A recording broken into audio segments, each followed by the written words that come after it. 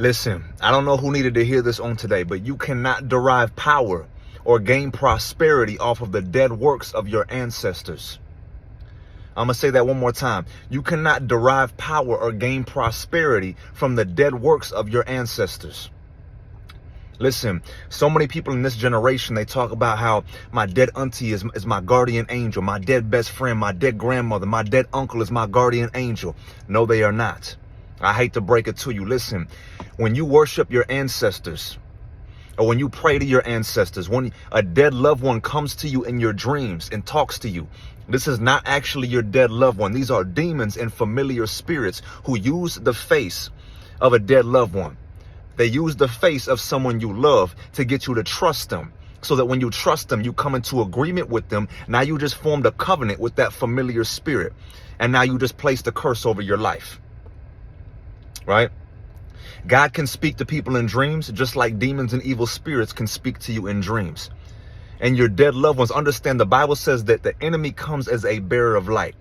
Satan comes as a bearer of light. And the Bible also says in Deuteronomy chapter 18, it says, do not let anyone be found among you who passes their son or daughter through the fire, who practices divination, sorcery, witchcraft, etc., and who consults the dead. Right? But when consulting the dead, you're actually consulting what's called familiar spirits. Now, this is the question that I have to ask y'all. And this might hurt a lot of people's feelings, but it's just the truth. How you going to pray for your dead auntie to help you when your dead auntie couldn't even help herself? You're praying for your dead best friend to help you and be your guardian angel. She couldn't even help herself. As a matter of fact, your ancestors and your dead loved ones that you're praying to are actually probably the very reasons why you have generational curses of things like poverty, why you grew up in abusive households, why you grew up in things like addiction and dysfunction. But yet these are the people that you're trying to pray to. And the thing that doesn't make sense to me is that you pray to your ancestors who were also in dysfunction, who also lived in sin and brought these generational curses upon you. But you follow the same things that they follow. You have the same behavior that they had.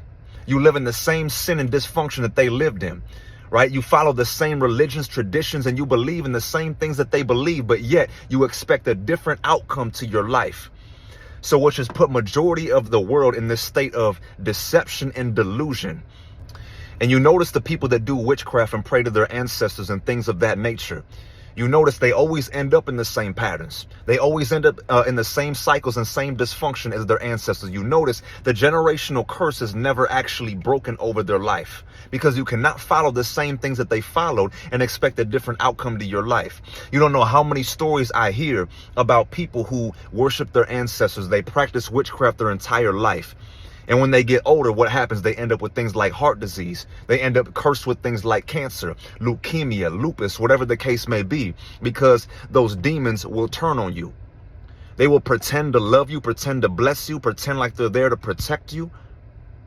And long term, they are actually cursing you. They're actually stealing your destiny. But you think because this person comes to you in a dream and puts on the face of your dead loved one, you think that this thing, this demon, this entity is there to bless you.